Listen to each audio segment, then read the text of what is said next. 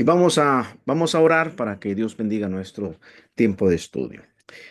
Amantísimo Dios y Padre que estás en los cielos, en esta tarde que nos regalas tan hermosa, queremos agradecerte por la vida y queremos darte gracias, Señor, porque nos das el tiempo para compartir esta clase. Bendice a nuestros alumnos. Permite, Padre, que la presencia de tu Espíritu Santo sea en cada uno de nosotros y, Padre, sea de mucha bendición esta clase. Te damos gracias por todo en el nombre de Cristo Jesús. Amén. Muy bien, han estado enviando algunos sus tareas y para el próximo lunes, la siguiente tarea consiste, como ya vimos el fundamento espiritual, quiero que me escriban de una manera sencilla y breve cuáles son los dones y ministerios que ustedes están ejerciendo en sus congregaciones. Basado en 1 Corintios capítulo 12, Romanos capítulo 12 y Efesios capítulo 4. Entonces, de manera muy simple, sencilla, díganme, ¿no? Pues yo estoy trabajando, colaborando con mi iglesia en esta área y Dios me bendijo con esto, este don. Y estoy ejerciendo este ministerio. Si acaso tienen dones y no están ejerciendo algún ministerio, entonces en la tarea pongan, me gustaría servir en este y en este y en este ministerio. Es decir, haga una lista. Siempre que yo hago un test de dones y ministerios, siempre le digo, siempre salen como cinco, los de mayor puntuaje, los de mayor puntuación, y procure cuando menos tomar los que desarrolle los que ya está haciendo, pero también los que no he intentado practicar, también empiécelos a desarrollar, empiécelos a practicar. Así que les pido próximo lunes, tienen hasta el próximo lunes, lo pueden entregar este fin de semana, su tarea. Muy bien, vamos a poner la presentación para la clase de esta tarde.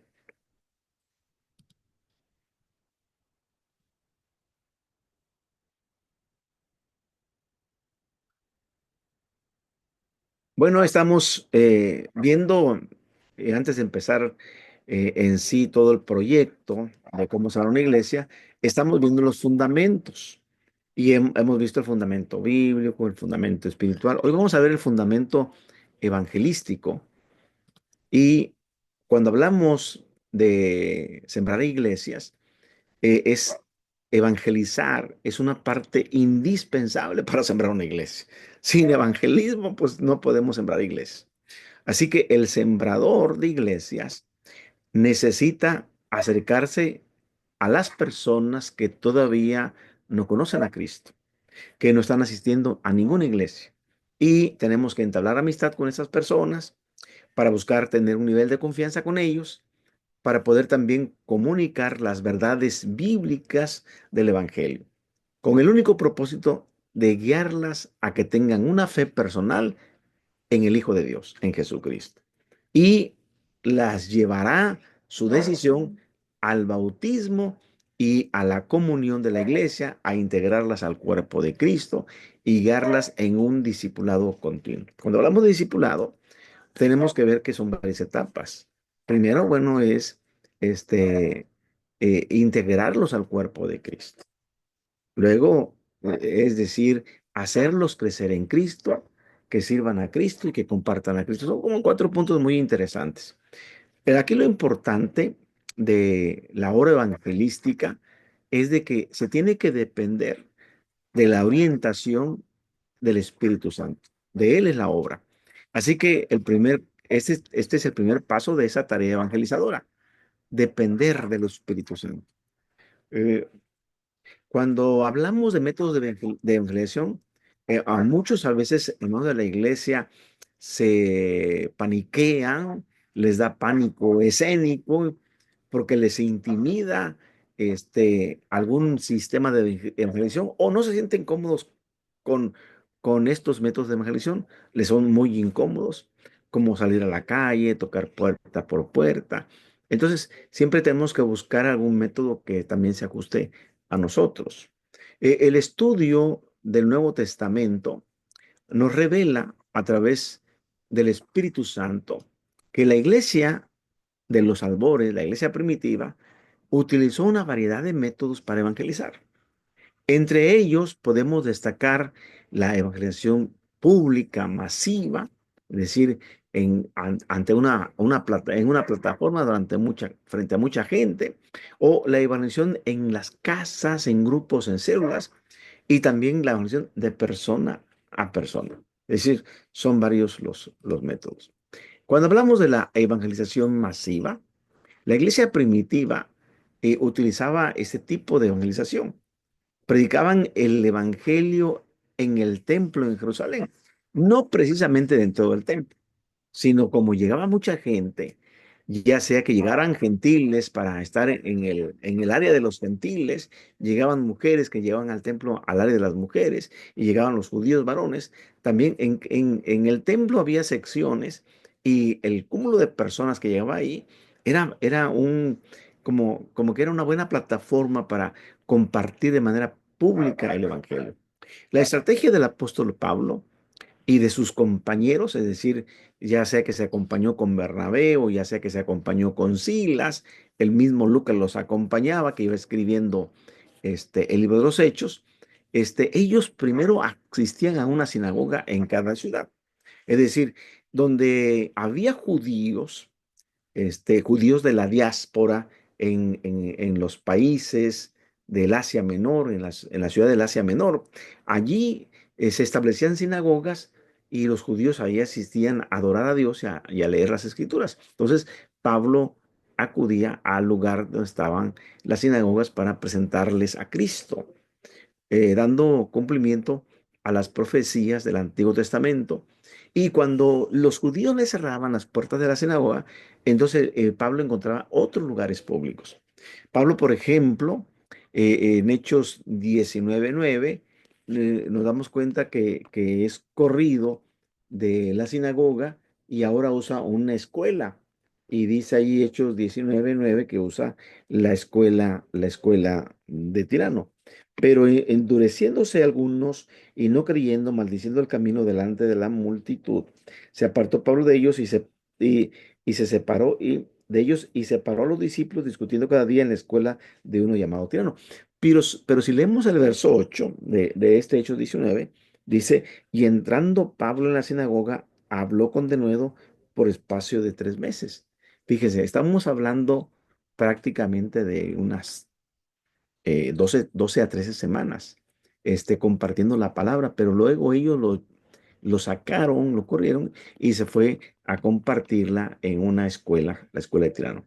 Los cristianos también predicaban al aire, al aire libre, como vemos nosotros en Hechos capítulo 3, donde Pedro y Juan acuden a la hora de la oración al templo a orar. Y allí en la puerta del templo, bueno, se encuentran con alguien que está impedido para caminar, que está pidiendo limosna. Y ellos les dicen: mira, oro y plata no tenemos, más lo que tenemos te damos. Y lo hacen que se pongan de pie, y entran los tres, este, Pedro, Juan y el que estaba paralítico, alabando a Dios. Y eso se extendió. La predicación se hizo después en el pórtico de Salomón. Ya no estaban solamente que habían entrado al templo, sino ya de una manera libre predicaban allí. Y en Hechos capítulo 17 también podemos mirar la predicación de Pablo ahora en Atenas. Y discutía, dice, con ellos en la sinagoga, con los judíos y piadosos, y en la plaza cada día con los que concurrían. Así que eran los mercados, eran las plazas, y también en Hechos 17:19 dice la palabra aquí, y, y algunos, 17:19 dice: y tomándole le trajeron al Areópago, diciendo: podremos saber qué es esta nueva enseñanza de que hablas. Es decir, cuando el apóstol Pablo conocía de esos filósofos, dice el verso 18, los epicúreos y estoicos que discutían con él, pues lo llevaron hasta el Areópago. Y allí en ese lugar también compartió la palabra. Así que la iglesia primitiva y adaptaba su metodología de acuerdo a las circunstancias. No se limitaban solo con un método. Es decir, no tenemos que casarnos con un método. Por ejemplo, en mi persona, yo practico varios métodos de acuerdo a las circunstancias, si es de persona a persona, si es en un grupo familiar o he predicado en las calles, en las plazas, en los mercados donde se dé la oportunidad. Entonces, tenemos nosotros que estar adaptándonos a ello. Cuando ellos encontraron obstáculos al usar un solo método, buscaban otras maneras y también otros lugares para predicar a Cristo. La evangelización en los grupos familiares o células era un método también utilizado por la iglesia primitiva. En Hechos, en el libro de Hechos encontramos que la familia era la unidad de la sociedad, era la unidad básica de la sociedad, es decir, cómo las sociedades se componen por familias. Y esto se nota en el concepto de la palabra griega oikos, o sea, cuál es tu oikos, es decir, como cuál es tu familia, cuál es tu hogar.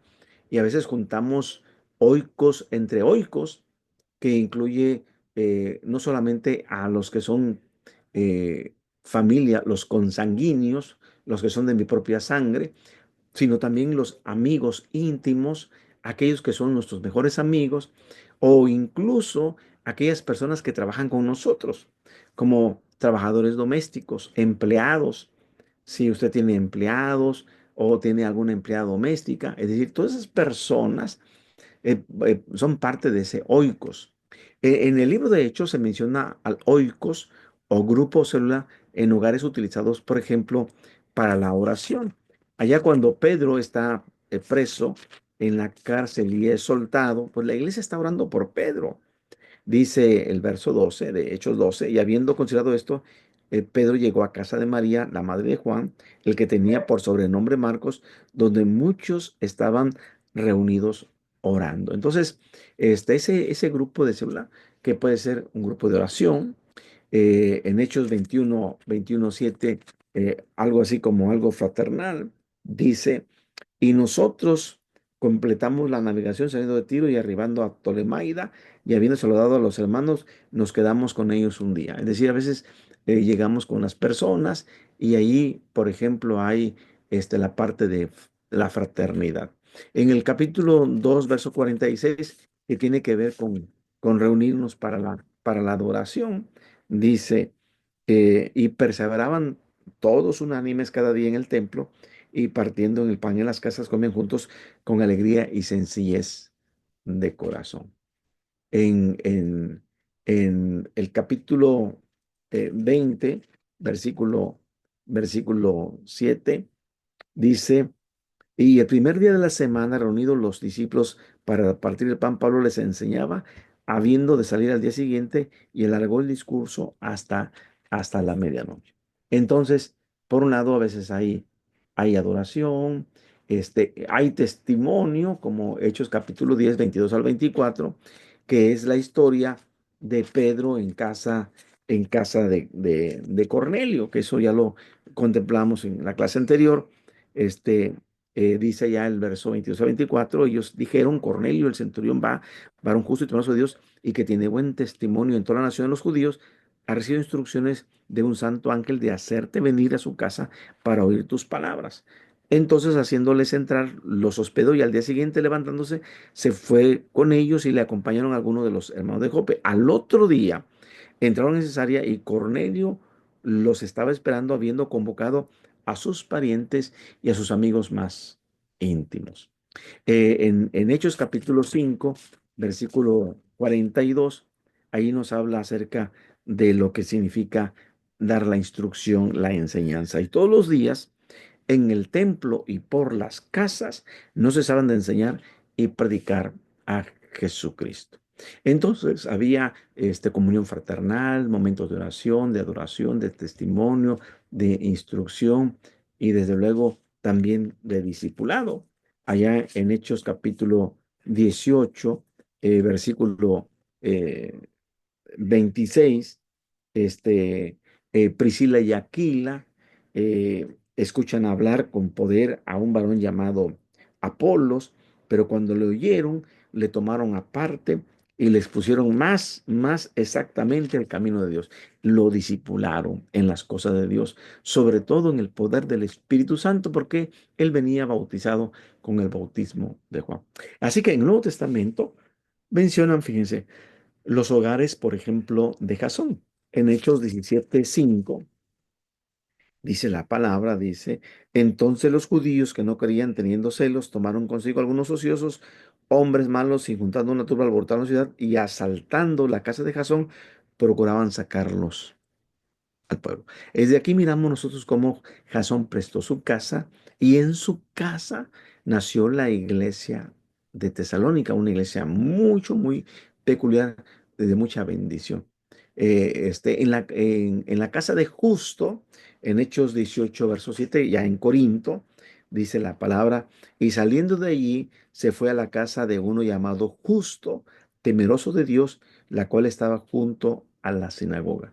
También en la casa de Justo, junto a la sinagoga, allí también. Y con Lidia, aunque Lidia se convirtió en un río, según Hechos capítulo 16, versículo 15, y cuando fue bautizada Lidia y su familia, nos rogó diciendo, si habéis juzgado que yo sea fiel al Señor, entrad en mi casa y posad, y nos obligó a quedarnos. Y entonces, cuando ellos salieron de la cárcel, dice el verso 40 de Hechos capítulo 16, entonces saliendo de la cárcel, entraron en casa de Lidia y habiendo visto a los hermanos, los consolaron y se fueron. Es decir, en la casa de Lidia ya estaban muchos hermanos. Después de que ella se había bautizado y había hospedado a Pablo y a Silas, su casa fue también de mucha bendición. Y así podemos ver a Estefanas en 1 Corintios, el eh, capítulo 16, verso 15. Bueno, en el capítulo 1, verso 16, también bauticé a la familia de Estefanas. De los demás, no sé si he bautizado algún otro, pero lo vuelve a repetir en el capítulo 16, versículo 15 de 1 Corintios, y estamos dando la referencia de esta parte de la forma de cómo se evangelizaba en grupos. Y dice, hermanos, ya sabéis que la familia de Estefanas es las primicias de Acaya y que ellos se han dedicado al servicio de los santos. Ya están en el continente europeo. Acaya, Macedonia, es parte ya del continente europeo. Y ya como miramos en el capítulo Hechos 12, la madre de Juan Marcos tenía también ahí un grupo que en Jerusalén ellos ahí se asistían integrantes de las familias como también los líderes. Esto, esto de tener grupos familiares contribuía automáticamente en cómo presentar el mensaje en formas que fueran primero relevantes a su cultura y hacía posible que se establecieran muchos grupos de célula en los hogares, porque no había templos, no había edificios, ellos no dependían de que nos vamos a reunir en una casa de oración, en un templo, no había, no existía. Se reunían en los hogares, en los hogares. Evangelización personal. Los cristianos de la iglesia primitiva utilizaban una variedad de métodos, ya lo miramos, ¿verdad? Y una de ellas era el evangelismo de persona a persona. Es decir, esto incluía hacerlo por medio de visitas, es decir, ya directas a algunas casas, o evangelización espontánea, ya sea en el camino, por alguna circunstancia, y evangelización por medio de la amistad, con amigos, con conocidos. Entonces, la evangelización por medio de las visitas consistía en esfuerzos de manera constante, con el propósito de testificar a personas en momentos específicos y en lugares específicos. Se decía de los cristianos primitivos que todos los días, dice Hechos 5:42, en el templo y de casa en casa no cesaban de enseñar y anunciar la buena nueva de que Jesús es el Cristo. Así que era a manera de, te visito en tu casa, déjame compartirte. Entonces iban a las casas. La evangelización espontánea, se aprovechaban oportunidades inesperadas del curso normal de la vida para poder testificar. Es decir, nosotros tenemos ya una manera de vivir, de llevar la vida, y entonces tenemos nosotros oportunidades inesperadas. Pablo, por ejemplo, habló a unas mujeres que se habían reunido a orillas de un río, resultando en la conversión de Lidia, Hechos 16:14. Si ustedes conocen un poquito la historia de aquí en Hechos 16, eh, antes había sido puesta una visión a Pablo acerca de un macedonio que se presentó en visión y le dijo, ven y ayúdanos. Y la primera ciudad del continente europeo, Filipos, era una ciudad que aunque había judíos, no tenían la cantidad suficiente de judíos para poder haber establecido una sinagoga. No había sinagoga en Filipos. Entonces, los judíos, por lo regular, buscaban un río, un lugar donde el sábado, el día de reposo, ir a orar, a tener comunión unos con otros y a leer alguna porción de las Sagradas Escrituras. Y allí una vendedora de púrpura se convierte allí. También esa es una situación espontánea. También después, en un naufragio, ustedes pueden leer Hechos capítulo 28, que es el naufragio por un huracán llamado el Euroclidón, que derribó esa nave. Pablo dijo, no me escucharon, le dije que no zarpáramos de ese puerto y ya enfrentamos esta realidad. Y yo le he pedido a Dios por todos ustedes y Dios me los ha puesto en mi mano. Y un ángel se presentó delante de mí y dice, Pablo, ha sido escuchada tu oración y ningún alma se va a perder, Dios te los ha puesto en tu mano. Y así que Pablo aprovechó esa oportunidad para testificar ante el hombre principal de aquella isla, porque llegaron a aquella isla como náufragos y compartió el evangelio. Evangelización por medio de la amistad. En el Nuevo Testamento, en el Evangelio de Juan, sobre todo, capítulo 1, vamos a ver las diferentes maneras cómo se presenta el compartir el Evangelio. Ahí en el capítulo 1 de Juan hay tres maneras de, de haberse acercado a Jesús. El primero es a través de un llamado directo, un llamado en que Cristo te habla directamente sin que haya ningún intermediario, directamente. Y como lo hizo Cristo Jesús con Felipe, le dijo, ven y sígueme. No le dijo otra cosa más que eso, ven y sígueme. En el caso, por ejemplo, de llevar a un familiar, Andrés, que era discípulo de Juan el Bautista, cuando ahí miramos en el capítulo 1 de Juan, él le señala a Juan el Bautista, ese es el Cordero de Dios que quita el pecado del mundo. Y entonces Andrés y otro decidieron seguir a Jesús. Jesús va caminando y voltea a ver y dice, ¿qué buscáis? Y le preguntaron, ¿dónde tú moras? Dice, vengan. Y se pasaron toda la noche. Y entonces a otro día Andrés, hermano de Simón Pedro, le dijo, hemos encontrado al Mesías. Juan capítulo 1 verso 41. Es decir, ¿quién llevó a Jesús? Fue Andrés, llevó a Simón. Y en ese momento que le presentan a Simón, Jesús le dice, tú ya no te vas a llamar Simón, te vas a llamar Cefas, que traducido es Pedro. En arameo le dijo, tú te vas a llamar Cefas. Y así miramos cómo en este llamado. Luego, más adelante, Felipe va a hacer lo mismo con su amigo Natanael. Felipe es de Bethsaida, según el verso 44 de Juan capítulo 1, igual que de Andrés y Pedro eran de Bethsaida, eran eh, paisanos, eran de la misma ciudad de Bethsaida, pero Natanael era un verdadero judío, un verdadero israelita, alguien que estudiaba las escrituras. Y entonces Felipe le dice a Natanael, hemos encontrado a aquel que escribió la ley de Moisés y los profetas, a Jesús de Nazaret. Entonces, miramos cómo es invitado a Natanael. Cornelio hizo algo parecido con sus relaciones de amistades. Cuando va Pedro a predicar a su casa, él ya había invitado a sus parientes y a sus amigos más íntimos, a fin de que pudieran escuchar el Evangelio como lo leíamos allá en Hechos 10:24. Así que esta manera de evangelizar por medio de la amistad se trata de superar todas esas barreras de desconfianza e incredulidad. ¿Por qué?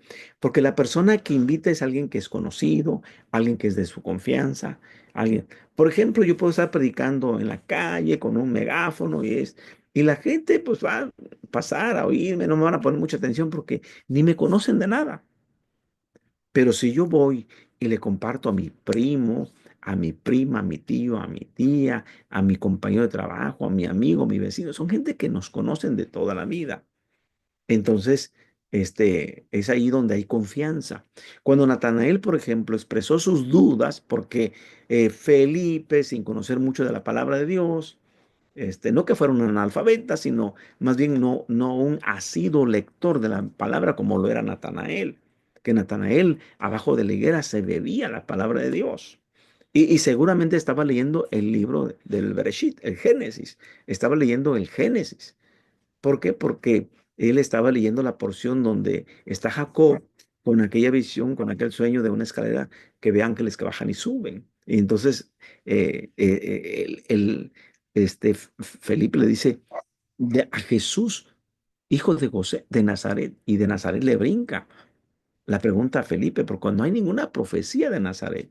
En Nazaret es un pueblo reciente, de reciente formación. No hay nada en la Torá, no hay nada en Levín, no hay nada en el Ketubín, no hay nada en los libros de la palabra de Dios. Entonces, ¿de Nazaret puede salir algo bueno? No, no creo, dijo Natanael.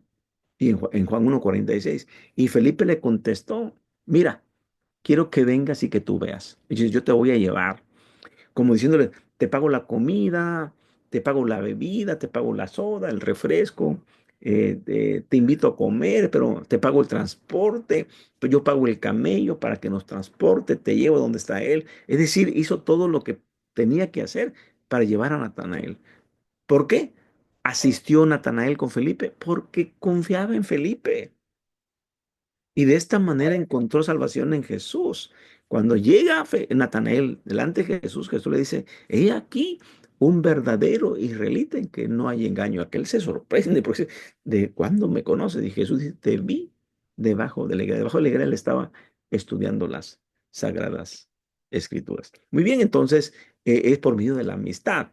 La evangelización literaria, es decir, cuando mandamos alguna situación de un mensaje, de una carta, de un escrito, que muchas veces lo hemos hecho así en el WhatsApp. Yo, eh, a veces les dejo tareas, ¿verdad? Para que, ¿cómo puedo compartirle por medio del WhatsApp a mis contactos con un mensaje corto, significativo? Entonces, una evangelización literaria. El Evangelio de Lucas es un ejemplo de evangelización literaria que va llevando a cabo la iglesia primitiva, porque Lucas cuando escribe en el Evangelio de Lucas, capítulo 1, miramos nosotros que este documento va dirigido a un personaje. Dice Lucas capítulo 1, eh, versículo, versículo 3.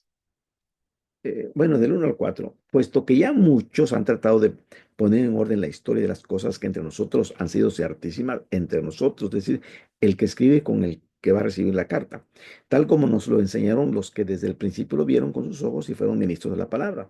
Me ha parecido también a mí, después de haber investigado con diligencia todas las cosas, desde su origen, escribírtelas por orden, oh excelentísimo Teófilo, para que conozcas bien la verdad de las cosas en las cuales has sido instruido. Es decir, es alguien que conocía del Evangelio, es alguien que conocía de Jesús, pero ahora Lucas quiere darle mayor conocimiento para que conozcas bien la verdad de las cosas en las cuales has sido instruido. Estas cosas eran las que Jesús comenzó a hacer y a enseñar. Y Hechos capítulo 1, verso 1 y 2, que ustedes pueden leer, es la segunda carta. El libro de los Hechos es la segunda carta de Lucas dirigida a Teófilo para instruirle más en la fe. Los otros evangelios son esfuerzos por presentar la vida, el ministerio, el mensaje de Jesucristo a diferentes públicos en particular. Por ejemplo, el evangelio de Mateo está bien dirigido al judaísmo, al pueblo judío, porque empieza el capítulo 1 de Mateo exclusivamente hablando de la genealogía de Jesús, diciendo Jesús es hijo de Abraham, hijo de David, hijo de Abraham. Es decir, es descendiente del rey David. Para poder establecer una monarquía, se va heredando de padres a hijos de generación en generación. Y Mateo trata de esgrimir que Jesús es el rey de los judíos, que él merece el trono de David, su padre. ¿Por qué? Porque es descendiente del rey David. Entonces, el Evangelio de Marcos, su público es los romanos, va dirigido a los romanos. El Evangelio de Lucas, que es un evangelio helénico, porque es un doctor, es un médico griego, que entonces su evangelio es para un amigo, Teófilo, pero abarca la parte helénica, el gentilismo, y cada uno escribe. El Evangelio de Juan es un evangelio universal. Y allí en el Juan 20:31, de manera muy particular explica el propósito del Evangelio. Pero estas cosas han sido escritas para que creáis que Jesús es el Cristo, el Hijo de Dios, y para que creyendo tengáis vida en su nombre. Aunque los cristianos no contaban con herramientas como las que nosotros tenemos, herramientas tecnológicas, transportes, como el radio, la televisión, el teléfono, las computadoras, WhatsApp, los aviones, los barcos, etcétera, el auto, etcétera. Ellos usaban los medios que tenían a su disposición para poder evangelizar. Y cuando una puerta se cerraba, ellos buscaban la manera de que otra puerta se abriera con el único propósito de cumplir la misión. Contextualizar la metodología evangelizadora. O sea, es bien importante hacer un evangelismo contextualizado. Porque una de las tareas más exigentes para nosotros, para los que vivimos en este tiempo, pero que son emocionantes, es que nosotros como sembradores de iglesias enfrentamos algo muy especial. Contextualizar la metodología evangelizadora a fin de que sea relevante para una enorme variedad de grupos que conforman la sociedad actual. Es decir, la sociedad actual está fragmentada en diferentes grupos. Es decir, tan solo en nuestro país tenemos personas, hablo de México, de mi país, tenemos personas de estratos sociales económicos muy diferentes. Desde la gente muy adinerada, millonaria, muy rica, la gente de la sociedad alta, de la media, de la baja, de la muy baja. Este, tenemos gente que habla nuestro idioma, pero tenemos también personas que hablan un dialecto, algún idioma autóctono y que también requieren ser alcanzados. La diversidad de nuestro país, yo hablo de México, quizás en Argentina, también hay ese tipo de fracciones de que la sociedad ha impuesto, porque podemos tener también a la gente muy humilde o la gente que es del campo, del área rural, que no es citadina, que no es de la ciudad. Y aquí nos pasa igual. Tenemos, por ejemplo, aquí en mi ciudad, tenemos la gente de la zona urbana, de la zona suburbana y también de la zona rural. Porque aunque tenemos un municipio muy grande, tenemos incluso en nuestro municipio gente que cultiva el coco, la palma de coco, árboles frutales, que siembran, que tenemos gente, hermanos de la iglesia que se dedican a eso, que su único oficio es tener su granja, su rancho y sus sembradíos y sus hectáreas para sembrar. Pero también tenemos gente donde la urbanización todavía no ha llegado, quizás tienen agua, perdón, tienen luz pero no tienen agua, o tienen solamente luz, les falta, no tienen drenaje, no tienen agua, no tienen caminos pavimentados, son colonias de calles de pura tierra. Es decir, entonces tenemos nosotros que darnos cuenta que hay una variedad de grupos que conforman nuestra sociedad actual.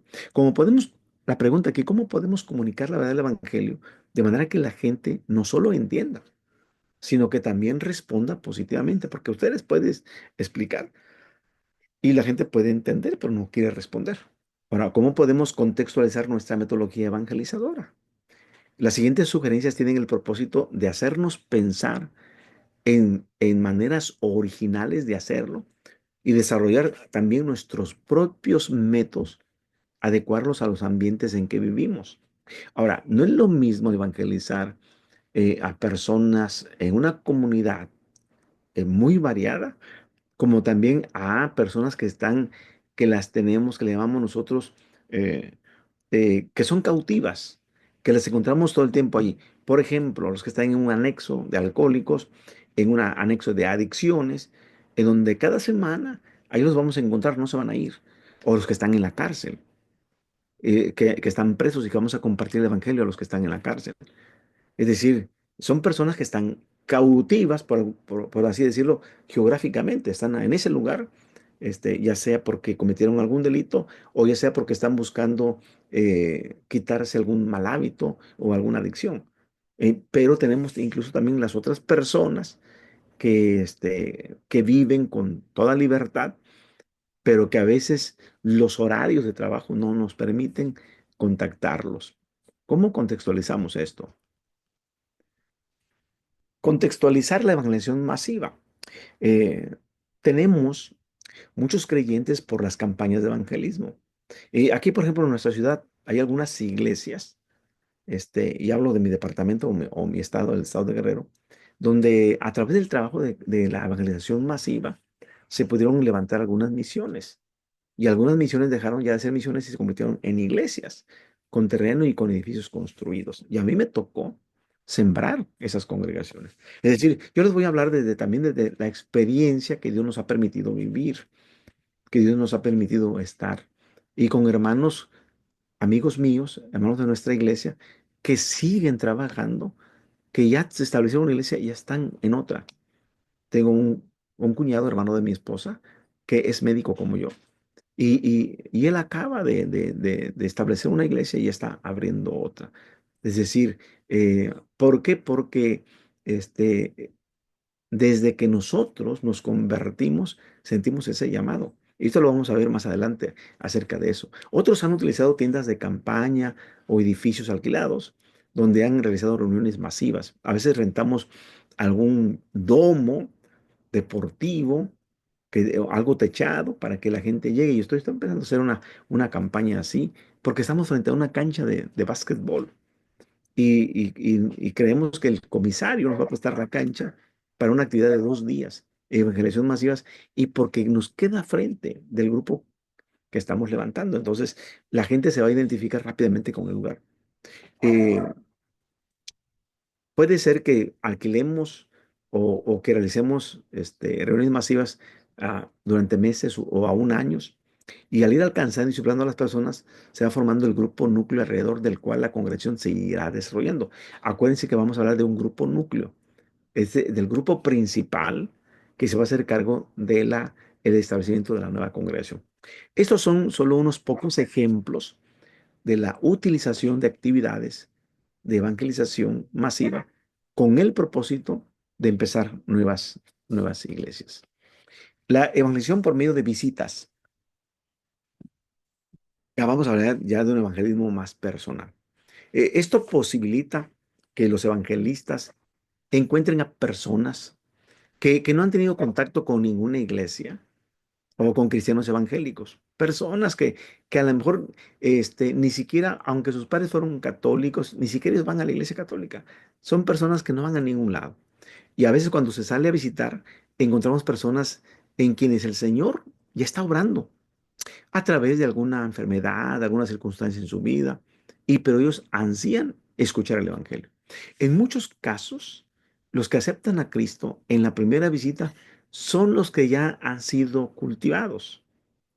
Es decir, alguien ya les compartió y ahí estaba la semillita y empezó a germinar.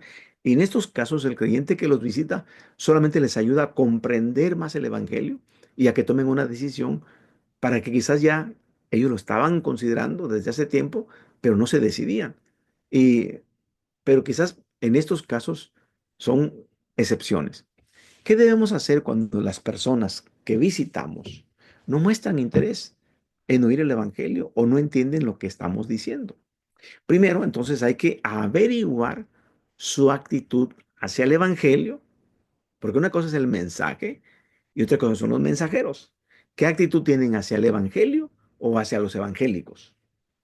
Porque pueden ser perceptivos al Evangelio, pero no a las personas que les han llevado el Evangelio, que a lo mejor les ha dado mal testimonio. Así que dejar que esto determine cuál va a ser nuestra estrategia. Si cultivamos su amistad y luego primero nos ganamos su confianza, primero hay que hacernos amigos de ellos, ganarnos su confianza. El momento va a llegar cuando les podamos compartir a Cristo. Así que nuestra metodología para la evangelización por medio de visitas debe de adaptarse primero al nivel de receptividad en la comunidad en que trabajamos. Si una comunidad es reacia, ni siquiera las personas, estamos hablando de una población, de una comunidad, es reacia al evangelio, una metodología de evangelización que tiene como su objetivo obtener una decisión en la primera visita no va a dar resultados. Si usted piensa que la primera visita, no, ahí va a tener que picar piedra, como decimos acá. Hay que estarle dándole duro con el pico a la piedra hasta que se rompa. No debemos descartar la visitación por el hecho de que en el pasado no dio resultado a comunidades reacias. Lo que tenemos que hacer es seguir buscando los tipos de visitas que mejor se adapten a ese contexto local. Contextualizar la evangelización espontánea. Es importante realizar evangelización espontánea porque fíjense que esta manera de hacerlo alcanza a personas que el Señor le pone en su camino. Voy viajando en un viaje de Chicago a México, en un vuelo de 4 horas, y se sienta a mi lado un joven, una persona de 30 y tantos años, y yo dije, pues aquí va a estar 4 horas conmigo, no se va a mover de su asiento, aquí va a estar. Son circunstancias que ahí nos pone Dios. Y la experiencia de Felipe con el eunuco, el Espíritu lo lleva eh, al desierto y va pasando un carruaje y ahí va un eunuco. Y entonces esa fue una situación que lo llevó a compartir el Evangelio con alguien de Etiopía. Es importante entonces tener una idea de cuánto sabe del Evangelio la persona. O sea, es decir, tenemos que hacer un diagnóstico y tiene que ir por niveles. Recuerden, vida secular, vida religiosa y el nivel espiritual. Son tres, vamos por escalones. Y entonces tenemos que darnos cuenta cuando empezamos a conocer a la persona, a qué se dedica, qué hace, cuáles son sus gustos, por qué me lo encuentro en el camino, a dónde va, de dónde viene, qué hizo, qué va a hacer. Entonces, vamos, ¿no? Le digo a la persona que va en el avión conmigo, ¿usted vive en Chicago? No, no, no, yo vine de visita a Chicago. Soy empresario, hago ese tipo de, de estoy dedicado a esta industria para fortalecer el trabajo restaurantero y vine a una convención de restaurantes a ofrecer mi producto. Ah, muy bien, ya, ahí voy tratando de conocer a qué se dedica, qué es. Y luego, ¿y en qué cree? ¿En qué cree? ¿En dónde está su fe? ¿En qué está creyendo? Entonces, recuerde que la primera pregunta que Felipe le hizo al eunuco no fue, ¿quiere aceptar a Cristo? No, sino lo ve que está leyendo la escritura. Y fíjense, si ustedes ponen atención en esa lectura de Hechos, aparece la palabra santo muchas veces. ¿Por qué? Porque el Espíritu Santo lleva a un varón santo llamado Felipe a acercarse a ese carruaje. Pero el que va en el carruaje va leyendo un libro santo, va leyendo el profeta Isaías. Y entonces, porque fue a una ciudad santa a adorar a un Dios santo, porque había venido a adorar a Jerusalén. Entonces está lo santo está ahí como permanente. Y entonces le dice, ¿entiende usted lo que lee? En el caso de Felipe con el eunuco, el eunuco ya poseía algo de conocimiento de las escrituras, pues había comprado un rollo del profeta Isaías y tenía un hambre espiritual, quería saber si era el que escribía era de él o estaba hablando de otro. Solo necesitaba que alguien le explicara las escrituras. Por lo tanto, es importante reconocer que en algunos casos lo único que podemos hacer es sembrar la semilla y orar por nuestros interlocutores. Señor, haz la obra, Él está leyendo tu palabra. Podemos ver, no, mire, yo leo la Biblia nada más y la leo de vez en cuando, la voy leyendo. Entonces, si hay alguien que le gusta la lectura de la Biblia, entonces es un punto a su favor, porque usted puede preguntarle, oiga, ¿ya ha entendido lo que lee? Puede preguntarle y ahí puede entrar la manera de sembrar la semilla y orar por él. La evangelización espontánea entonces alcanza personas que quizás nosotros como testificadores no conozcamos bien, no tenemos toda su historia. No son ni nuestros amigos, ni nuestros familiares, no son gente de nuestro círculo íntimo. No nos conocen y no los conocemos. Y entonces, por eso se llama evangelización espontánea. Contextualizar la evangelización por medio de grupos familiares. Muchos creyentes están usando su hogar, su casa, para evangelizar de muchas maneras. Y cuando yo les compartí a mis alumnos acerca de grupos familiares, algunos me han escrito y me han pedido algunas lecciones para sus grupos familiares. Yo con gusto, porque ya empezaron allí en Argentina a compartir la palabra en sus grupos familiares. Y qué bueno. Entonces, número uno, puede usted invitar a alguien a comer. Había un hermano que trabajaba en una maquila en Tamaulipas, en la frontera con Estados Unidos. Y saliendo de la maquila, decía a sus amigos, los invito a una carne asada a mi casa. Y ya su mujer los esperaba con carne asada, tortillas, salsa, bueno, para comer. Y allí, le decía, bueno, antes de comer vamos a hacer una oración. Y oraba con ellos.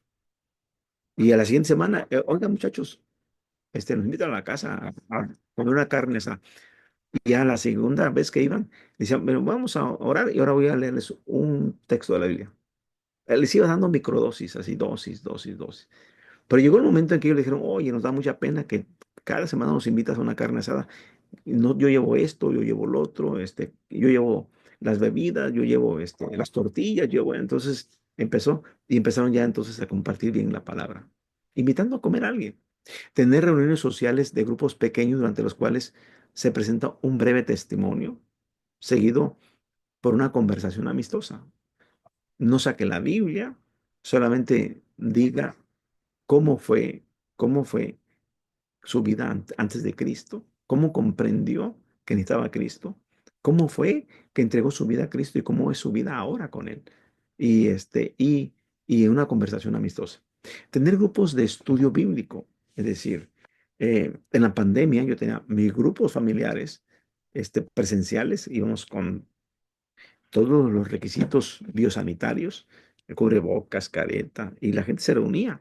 Y era increíble que querían escuchar, aún en la pandemia, en medio de la pandemia, en medio de la gran infección, escuchaban la palabra. Y ya luego yo dije, bueno, voy a tener mi grupo, también a través de Zoom. Voy a invitar a los hermanos que inviten a sus familiares y se reúnan conmigo. Hermanos, mi grupo lo tengo todos los martes, 8 de la noche.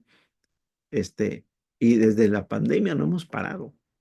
No lo hemos podido cerrar porque hemos tenido la bendición de que han creído algunos a través del Zoom y ya nos hemos contactado donde viven para irlos a bautizar. Entonces, es decir, tenemos nosotros que, que trabajar con grupos de estudios bíblicos, ofrecer clases especiales, si usted sabe costura, cocina, piano, algún instrumento musical, sabe de nutrición, sabe de cómo administrar el dinero, sabe de pintura, manualidades, de cómo organizar una alimentación, una dieta, etcétera.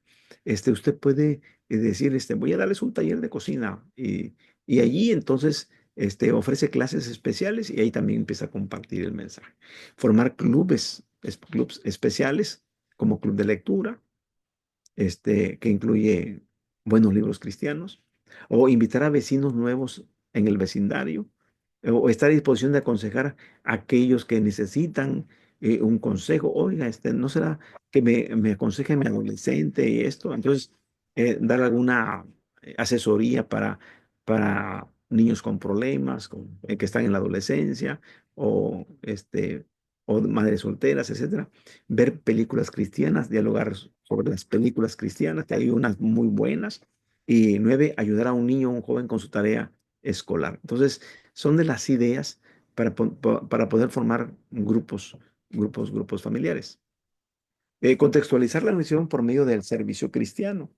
Y aquí, este es uno de los debates sobre la evangelización que relaciona tres distintos énfasis. Esto es bien importante, subráyalo en su mente.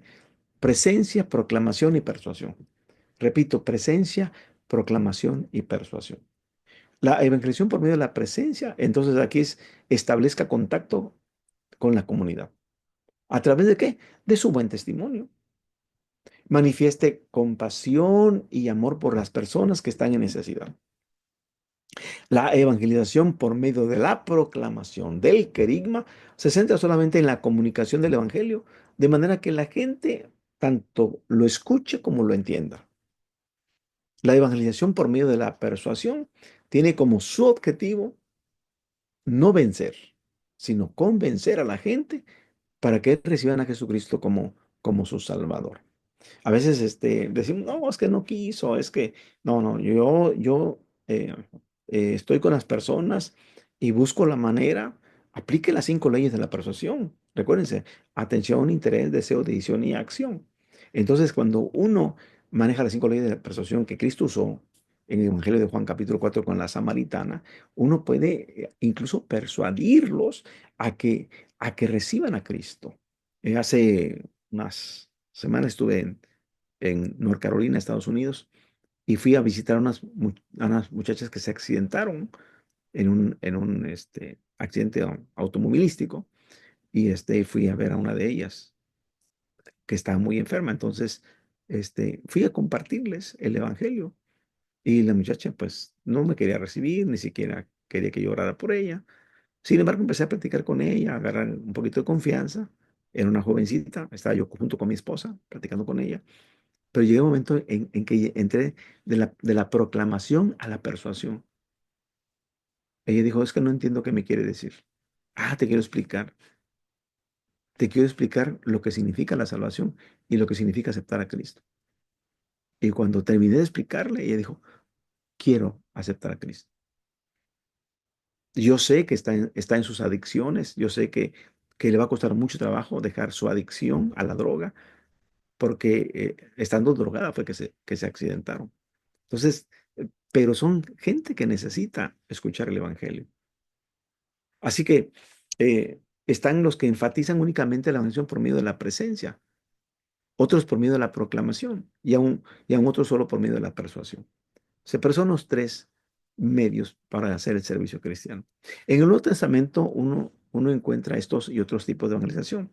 En Hechos capítulo 2, por ejemplo, encontramos que los creyentes iban de casa en casa proclamando la palabra, verso 46. Persuadían a la gente por medio de la predicación, verso 40. Pero también establecieron una presencia cristiana de manera que ayudaban a las necesidades de los pobres, verso 45. Y por esta razón, el pueblo tenía un buen concepto de ellos, porque proclamaban, persuadían y hacían presencia. Es necesario entonces establecer eh, una presencia cristiana en una comunidad, a fin de que podamos borrar aquellas impresiones negativas o conceptos erróneos que a veces la gente tiene, no solamente del evangelio, sino también de los evangélicos. Muchos pues cierran su mente de manera inmediata si lo primero que oyen de nosotros es que queremos que ahorita dejen su religión, dejen de creer en esta o en esta imagen, esto. Ellos están a la defensiva. En una ocasión, compartiendo el evangelio con alguien, me dijo, oiga, es que usted me viene a decir, yo 30 años he sabido que esta es mi madre. 30 años, esta es mi madre. Y ahora usted viene y me dice, no, esa no es tu mamá. Y ahora esta es tu mamá.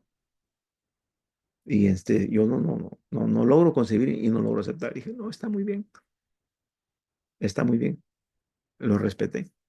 Ajá, porque él estaba entendiendo que es que usted me dice que esta iglesia no, que ahora esta iglesia sí. Cuando él me dijo de su mamá, estaba entendiendo que 30 años ha estado en esta iglesia y que ahora yo le digo, no, esta iglesia no, ahora es esta iglesia. Yo no le hablé de la iglesia, yo le hablé de Cristo, pero él entendió que yo lo quería cambiar de iglesia. Él así percibió en el mensaje. Yo me quedé callado, dije, no, no es por ahí. No estoy atacando su vida religiosa, estoy viendo su vida espiritual. Porque más que religiosos, tenemos que ver la parte espiritual, en dónde está él poniendo su fe. Pero la hija que estaba escuchando, es una enfermera, llegó y se sentó. Y ella dijo, yo sí quiero que usted me siga predicando. Le digo, yo es el último día que estoy aquí, pero ¿me puede seguir predicando por Zoom? Le dije, sí. Y ya después me dio la noticia que se estaba bautizando. Al poco tiempo se estaba bautizando. Tiempo después, su papá de esta muchacha me dijo, hermano, ahora sí estoy entendiendo. Pero vio el cambio de su hija, vio la transformación que hizo Dios en su hija. Una mujer que estaba en depresión, con enfermedad, cómo el Señor la sacó de ahí. Entonces a veces las personas van a cambiar de actitud de manera de cómo nosotros no nos enfocamos a que tomen decisiones rápidas. Ellos tienen que ver que somos compasivos y que nosotros estamos interesados en ayudarles nada más. Así que el primer paso es descubrir las necesidades de los vecinos de la comunidad. ¿Qué necesidades tiene la comunidad, este pueblo, este lugar? Y después de que averigüemos cuáles son esas necesidades, hay que encontrar creyentes dispuestos a servir al Señor en uno de estos ministerios de los que podemos cubrir. En muchos casos será necesario capacitar a hermanos a fin de que sepan cómo llevar a cabo ese ministerio que se requiere. Y algunos de estos ministerios van a ir dirigidos a individuos, o sea, a personas de manera individual, otros a familias, es decir, a un grupo más grande, y otros a grupos más específicos, pero que son muy necesitados. Algunos de estos grupos pueden ser gente drogadicta, alcohólica, o gente que se encuentra en orfandad o en viudez, gente que ha perdido a un ser querido, o padres de adolescentes que tienen problemas serios con sus hijos, o parejas, matrimonios que necesitan saber cómo mejorar su vida conyugal, o padres e hijos con personas minusválidas, con personas especiales, o gente que no encuentra trabajo y que necesita desarrollar alguna habilidad a fin de conseguir un empleo adecuado. Es decir, ¿cómo le puedo enseñar a que tenga una habilidad o que desarrolle un oficio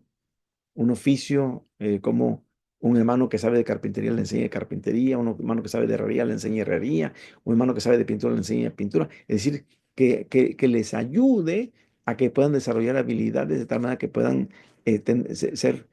hacer sus propios autoempleos, o sea, hacer su propio trabajo. O familias que tienen gente encarcelada, ancianos que necesitan ayuda, que están solos, que necesitan compañía, o madres jóvenes que necesitan aprender cómo criar a sus hijos. Fíjense, en Nicaragua la iglesia se organizaba porque después de la guerra allí, de la guerra civil en Nicaragua, quedaron muchas mujeres viudas. Sus maridos murieron en la guerra. Y cuando me tocó ir a predicar a aquellos lugares, aquel país, este, yo miraba que la iglesia tenía como un orfanatorio, pero de día. No era un orfanatorio de tener a los niños ahí todo el tiempo, ¿no? Las madres iban a trabajar a una maquila, eran contratadas, y los niños los dejaban en el orfanatorio de la iglesia, y la iglesia les ofrecía el baño de los niños, la comida a los niños y el estudio, y les daban estudio bíblico a los niños.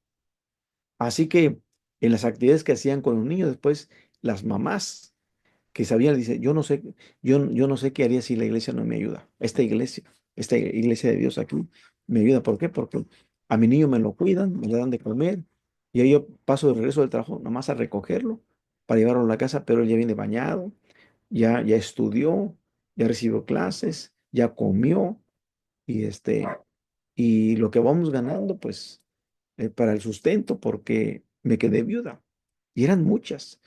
¿Cómo la iglesia se puede organizar para atender y de esa manera compartir el evangelio? También pueden ser residentes nuevos, hay gente que ha llegado a esta comunidad. Como ustedes salen y me decían en sus tareas, que mucha gente se vino a Buenos Aires o se vino a esta ciudad en busca de nuevas oportunidades, y cómo se pueden hacer que estos nuevos residentes eh, que necesitan saber cómo conducirse en un ambiente nuevo, diferente, porque ellos vienen de un rancho, de un pueblo muy pequeño y a una gran ciudad, cómo ayudarles en este nuevo ambiente.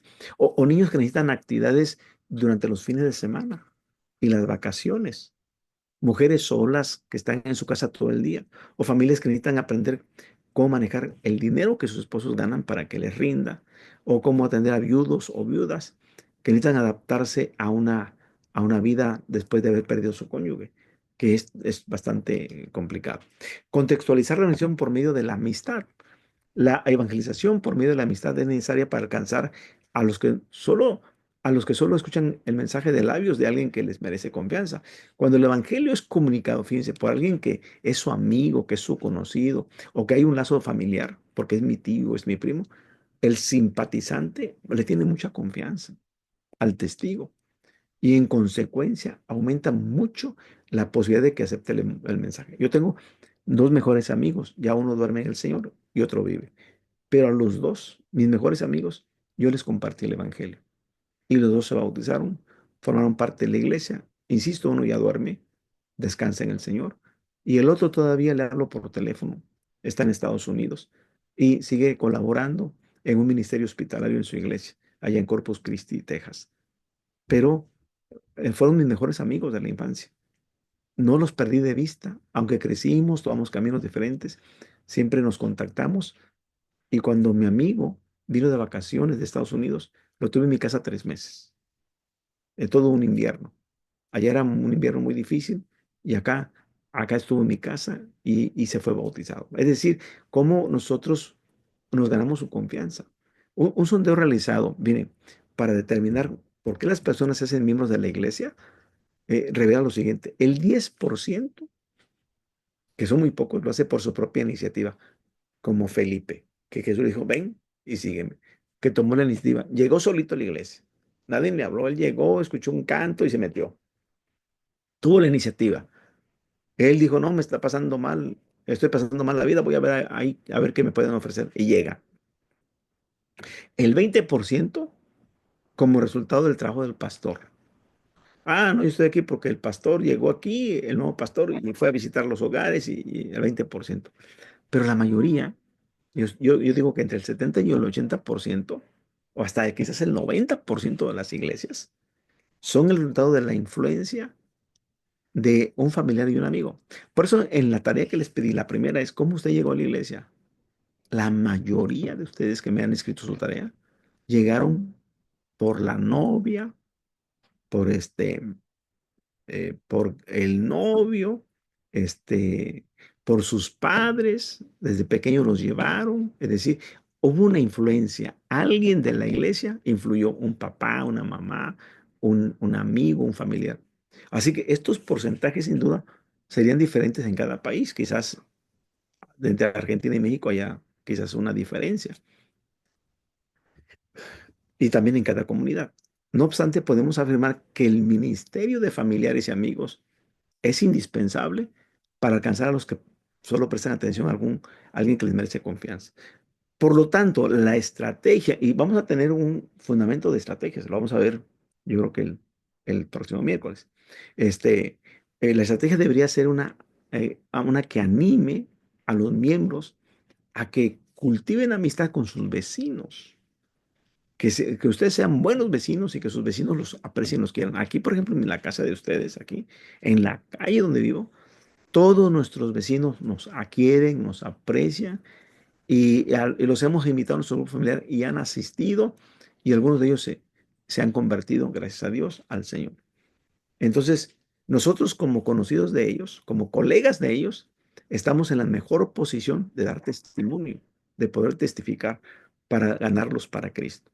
Ahora, ¿quiénes son las personas en mi esfera de influencia? ¿Quiénes son sus esferas de influencia? ¿Cuáles son esas personas que están cerca de ustedes? Parientes. En su mundo, quiera o no, están estas personas de las cuales tienen fuertes lazos consanguíneos. Son sus familiares. Esas son las que forman su familia inmediata. Puede ser la nuclear o la extendida. La familia nuclear que pueden ser, si están casados, sus hijos.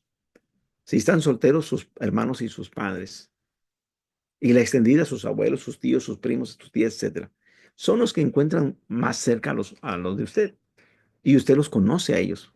Sabe incluso cuáles son sus necesidades. Y a usted le tienen confianza.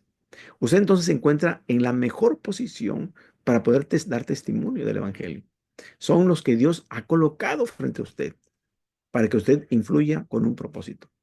A veces decimos, no, pues voy a predicar a gente que no conozca, a los extraños.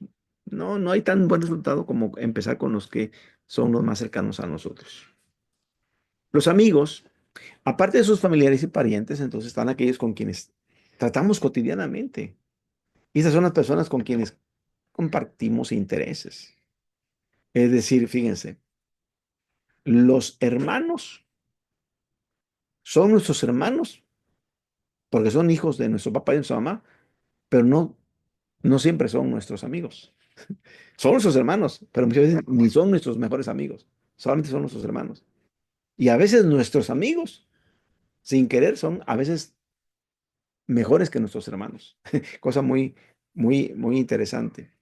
Eh, Usted tiene que compartir con sus amigos y la comunidad, es decir, sus vecinos, y quizás no esté tan cercano a ellos como lo está con su familia, pero puede profundizar su nivel de comunicación, porque no solamente un buenos días, un buenas tardes, un buenas noches, que nos vemos ahí, sino poder interactuar un poquito más, conocer. Si supimos que falleció el esposo de la vecina, nosotros nos acercamos y dijimos, lamentamos mucho su pérdida, pero aquí está el teléfono, aquí estamos, ¿qué necesita? Este, Quedó viuda nuestra vecina y después del huracán que pasamos aquí, su casa también tuvo destrozos y ella estaba sola, sus hijos estaban lejos, su esposo había fallecido y entre mis hijos y los vecinos ayudamos a sacar el escombro, las cosas que había tirado, las láminas que había tirado el huracán y y le ayudamos a veces a sacar su basura cuando pasa el carro recolector. Es decir, buscamos tener ese tipo de comunicación. Hay otros en su vecindario con los que no comparte una amistad, solamente son sus conocidos, pero que también tienen necesidades y que se pueden tener también un canal para comunicar el Evangelio.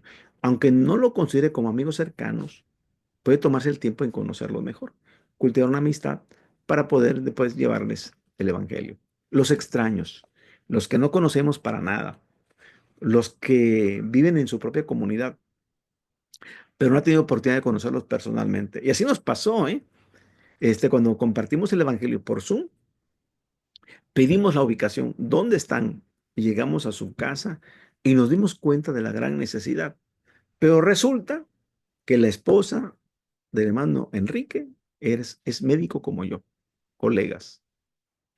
Y empezamos nosotros a hacernos sus amigos. Se bautizaron y hoy son nuestros mejores amigos. Nos hicimos amigos de ellos. Se casó una de sus hijas y nos dieron una invitación especial. Cuando todavía no estaban comprometidos con la iglesia, asistimos, no a la boda religiosa, pero sí estuvimos compartiendo con él, llevamos el regalo, a la novia, y y cómo es Dios, que cuando llegamos a llevarle el regalo a la novia, los papás del novio eran conocidos nuestros, que nosotros hacía más de 20 años les habíamos compartido el evangelio, pero que no se habían acercado a la iglesia. Y sin embargo, ahí nos volvimos a encontrar en esa situación. Dios así, con personas que no, que son extraños, y puede que sean personas que pueden tener una religión similar a la nuestra o que no, pueden ser musulmanes, pueden ser hinduistas, animistas, sincretistas, o que simpatizan con movimientos ni siquiera religiosos, no religiosos, son secularistas, postmodernistas. Y aunque eh, no los separa una distancia geográfica porque estamos en la misma ciudad, hay una gran brecha religiosa o filosófica que necesitamos cruzarla. Necesitamos que se cruce.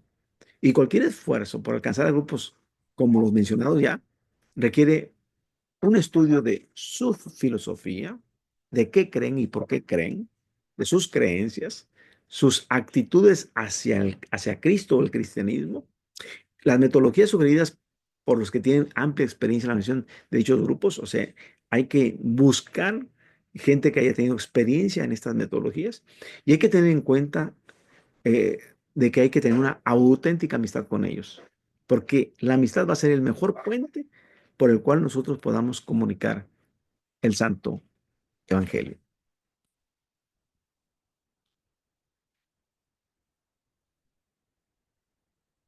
Muy bien. Ah, hasta aquí esta parte. Déjeme poner la siguiente presentación.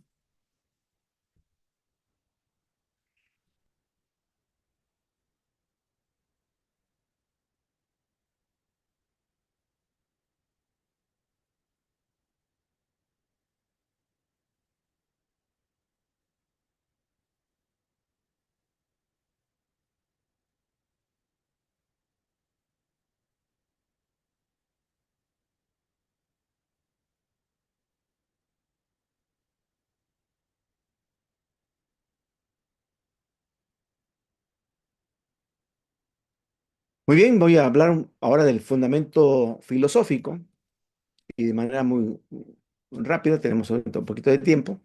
Y una de las preguntas más importantes que el sembrador de iglesia necesita contestar es, ¿cuál es mi filosofía y mi estrategia con respecto a empezar nuevas iglesias? ¿Cuál es su filosofía? Tendrá que contestar también las siguientes preguntas. ¿Cuál es mi meta para una nueva congregación? La pregunta especial, ¿será siempre una hija o llegará a ser una iglesia autónoma y reproductora? Cuando digo, ¿será siempre una hija de una iglesia madre o algún día va a ser independiente, autónoma y reproductora? A fin de lograr este último objetivo, que es el que nos interesa, el sembrador de iglesias tiene que conocer a fondo y adoptar la filosofía de la siembra de iglesias autóctonas. Para que algo sea autóctono, tiene que ser originario de un ambiente en particular. Por ejemplo, si queremos poner un plantío de bananas, el bananero es autóctono de un clima tropical. Estaba yendo yo de viaje a Guatemala y pasé por una zona de extensísima de puras bananas, porque el clima tropical es exclusivamente para eso, bananas de exportación. Y para mantener vivo un bananero en clima frío, se requiere construir y mantener un invernadero, crear algo especial para que tenga el clima similar del clima tropical. Pero quiero decirles que esto es muy costoso y además es artificial y no es conducente para que haya una reproducción espontánea. Hay varias características mencionadas por el misiólogo Hallen Tiffith, Hallen Tiffith, que las iglesias deben ser autóctonas y tienen estos eh, cinco recursos. Autoimagen, autofinanciamiento, autogobierno, autosostén, autopropagación y autoministerio. Muy bien. Entonces, la autoimagen. Significa entonces que la nueva iglesia, la que está a punto de nacer, debe llegar a una etapa de madurez cuando al verse en el espejo se vea como la iglesia de Dios en la comunidad. No es meramente una extensión de otra iglesia en otra parte, sino en la iglesia que el Señor ha colocado allí con una misión específica, de acuerdo a esa comunidad. Autofinanciamiento, o perdón, autofuncionamiento significa que tiene que tener las cinco funciones principales de la misión: adoración, edificación, evangelización, comunión y servicio, descrita en el libro de los Hechos, capítulo 2, verso 40 al 47. Ahí vemos a la iglesia primitiva como una iglesia que era querigmática, evangelizaba, predicaba, pero era enseñada conforme a la enseñanza apostólica, era discipulada, adoraba, era una iglesia que alababa, que oraba y que hallaba gracia delante de la comunidad del pueblo. Tenía comunión unos con otros, comían el pan en el templo y en las casas y servían unos a otros. La iglesia que autofunciona es la que realiza esas actividades bajo el liderazgo de Cristo Jesús. Autogobierno significa que la nueva iglesia debe llegar a la etapa de madurez en la que va a tomar sus propias decisiones y planifica su propio futuro. Ya no va a depender de una iglesia madre, va a tener un autogobierno. Estas decisiones se relacionan con, primero, las reuniones, determinar la hora, el lugar y la duración de la reunión, su liderazgo, el pastor y los otros líderes que van a acompañar en la construcción de esa nueva iglesia. Su sede puede ser que sea una instalación prestada, alquilada, comprada o que esté edificada. Me gustó algunas tareas que me hicieron llegar de cómo es que surgió su iglesia, cómo le hicieron para tener el terreno, para construir. Y creo que todos hemos vivido situaciones semejantes cuando empezamos algo así.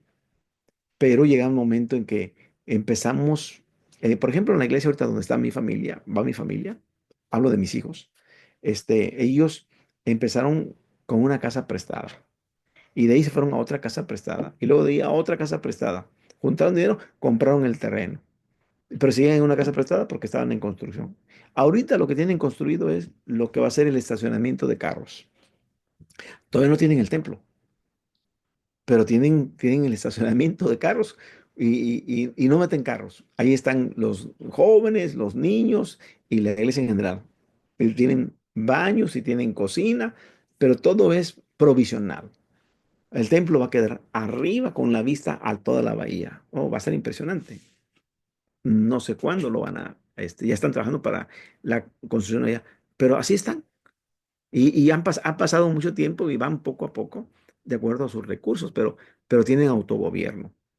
Es decir, ellos hacen su presupuesto, su procedimiento, están en sus finanzas y ha de haber flexibilidad a fin de que la iglesia tome decisiones a su manera, siempre concordando con las Sagradas Escrituras. Autosostén significa que la iglesia se hace a cargo de sus propias obligaciones financieras. Ya llevan 3 años ahí donde asiste mi familia, mis hijos. Les digo porque mi esposa y yo estamos sembrando una nueva iglesia. Entonces, de repente vamos ahí con ellos, pero nosotros, nuestro compromiso es la siembra de una nueva iglesia. Y a veces mi hijo me ayuda a predicar, a veces mis hijas van, pero no los hago responsables ellos. No son parte del grupo nuclear, que después vamos a hablar de eso. Cuando hay autosostén, es porque las iglesias colaboran. Y ahí donde van mis hijos, recogen diezmo, ofrenda, y cada principio de año recogen primicias su primera quincena, su primer sueldo, y esto ha sido de bendición. Entonces hay donativos y los mismos participan. Esta iglesia no desarrolla una dependencia de fuentes externas, sino que se está desarrollando por sí misma. Ella misma se provee de recursos, tanto de materiales, de edificios, programas, pero también como de recursos personal.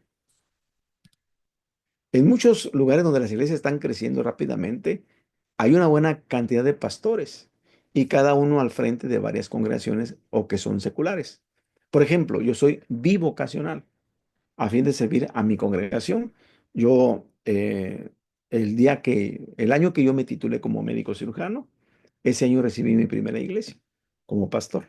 Entonces, cuando yo combinaba mi trabajo secular con el trabajo pastoral, es decir, a mí la iglesia no me daba ningún pago. Le llamamos aquí pastor voluntario o bivocacional, que es donde yo pastoreo, tengo la vocación de pastorear, pero la iglesia no me paga mi recurso económico. Yo me gano mi recurso económico con mi trabajo como médico. Entonces, de esa manera hemos servido a nuestras congregaciones.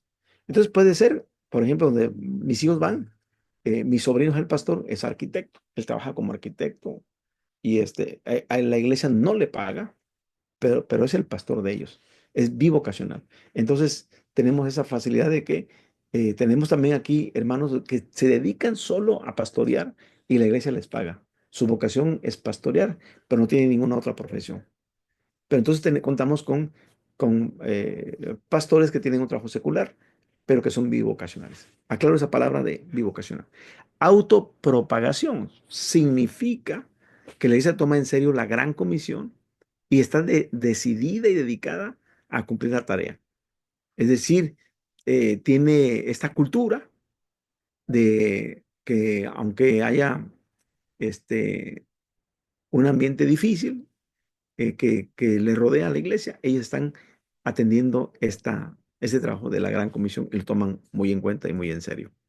Autoministerio significa que la iglesia utiliza sus propios recursos económicos para ser de ayuda cuando hay necesidades en su comunidad. Por ejemplo, yo siempre voy con mi maletín a la iglesia, pero llevo mi maletín médico, porque a veces doy la consulta para que los hermanos no paguen la consulta médica. Si puedo, les consigo el medicamento y si no, buscamos la manera de sufragarles. Hermana, aquí está el dinero para que vaya y compre su medicina. Entonces utilizamos este tipo de autoministerio. Puede parecer algo sencillo, pero aquí se puede trabajar con ellos de acuerdo a las características de esa iglesia autóctona, este, y de acuerdo a los contextos socioculturales que también los hermanos se dejan ayudar por su propia necesidad. Se necesita entonces una filosofía contextualizada para la siembra de iglesias, tanto en su país como alrededor del mundo. En lugar de trasplantar métodos evangelísticos que han tenido éxito en algún otro país, hay que procurar desarrollar los propios, que alcancen a la gente en nuestro contexto. El estilo de adoración de la congregación contextualizada es también diferente al de las iglesias en otras partes. Involucra música, instrumentos, modalidades en las relaciones y estilos de comunicación. Yo he estado viajando por todo el país. En México, cuando fui director nacional de evangelismo durante 10 años, entonces conozco el país y las iglesias son totalmente diferentes. Es más, ningún templo es igual. Ningún templo es igualito. Están construidos de maneras diferentes. Es la misma iglesia de Dios séptimo día, pero los estilos de música, yo he estado en lugares donde se canta con mariachi, se canta con música ranchera, se canta con música de piano, este, decimos acá, pipiris nice, con música de mucha calidad, y a veces hasta a capela, es decir, sin instrumentos, pero la iglesia sí es. Entonces, cada iglesia, de acuerdo a su contexto, van a tener su propia manera de alabar, de adorar, de expresarse con la música. Y entonces tenemos que estar abiertos a esas modalidades y a esos estilos de comunicación. Imagínese usted, si un norteamericano, que es un anglosajón, visita una iglesia en otro país y lo único diferente es el idioma, lo más probable es que esa congregación no está contextualizada. Si viene un anglosajón a mi iglesia y escucha los mismos himnos que se cantan allá y lo escucha acá, y que lo único que diferencia es el idioma, no hay contextualizado. Pero no estamos aquí en la costa y nuestros cantos son alegres aquí en la costa. Estamos en la costa y decimos acá, son más guapachosos, son más alegres que en el centro del país, que en el norte del país es diferente. Entonces, pero así somos acá en la costa y alabamos de esta manera. Así que nos llegó un día, la hija de una hermana que nos presta el lugar, llegó con su esposo, que es americano, y le encantó la música. Dice, oh, aquí se alaba de una manera diferente. Sí, lo único diferente es tu lengua. Tú hablas inglés, nosotros hablamos español, pero tenemos una congregación contextualizada.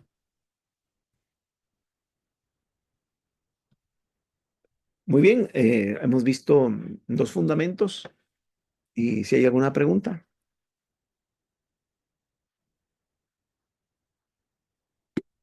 Hasta ahorita hemos dejado tres tareas. La primera tarea es cómo usted llegó a la iglesia.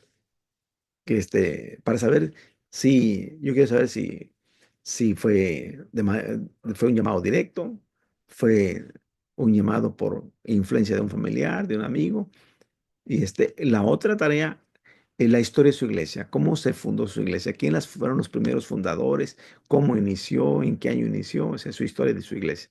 Y la tercera tarea que la queremos para el próximo lunes, antes del lunes, es qué dones y qué ministerios usted está ejerciendo en su iglesia. ¿Qué dones, qué ministerios? Recuerden, 1 Corintios 12, Romanos 12 y Efesios 4. Y ya lo dimos cuando dimos el fundamento espiritual y hablamos de los dones. ¿No hay preguntas?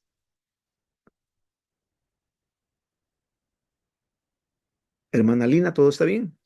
Todo está bien, profesor. Eh, Estoy aquí, pensando en eso de buscar los métodos. Eh, Por ejemplo, a mí me gusta mucho eso del evangelismo. Tengo un pequeño problemita, digo yo, pequeño, ¿verdad? Porque yo no puedo caminar, hermano. Ya tiene como unos cerca de 15 años que yo no puedo caminar. ¿Está en silla de ruedas? Desde hace muchos años estoy con una enfermedad que se llama artritis reumatoide. ¿Y Entonces, está usted en silla de ruedas? estoy en silla de ruedas. Mm. Entonces, ahorita con todo lo que usted está diciendo, digo, no, pues sí, sí es cierto, el hermano tiene razón, porque hay que buscar los métodos, no decir, no, pues no. Como me dijo una persona una vez, una silla no es un impedimento para hablar y proclamar de Cristo, y yo lo tengo muy claro eso. Qué bueno, hermano. Es Pero a por su eso casa que pueden llegar sus conocidos, sus amigos, sus familiares y reunirlos ahí. sí, claro, y pues me gustó mucho esta clase. Estoy tratando de, como dice luego el dicho, de procesar toda esta información tan Es mucha hermosa, información, ¿verdad? muy hermosa. Muchas gracias, profesor. Sí, pues animo a todos los alumnos a que hagan sus tareas y que se apasionen con esto. Para mí es mucho, muy apasionante. Y bendecimos a Dios porque nos da esa oportunidad. Bueno, vamos a orar para clausurar. Bendito Dios y Padre, te damos gracias porque nos has permitido esta clase. Te pedimos bendigas a nuestros alumnos a la distancia, que sea de bendición para todos. Te damos gracias en el nombre de Cristo Jesús. Amén. Nos vemos.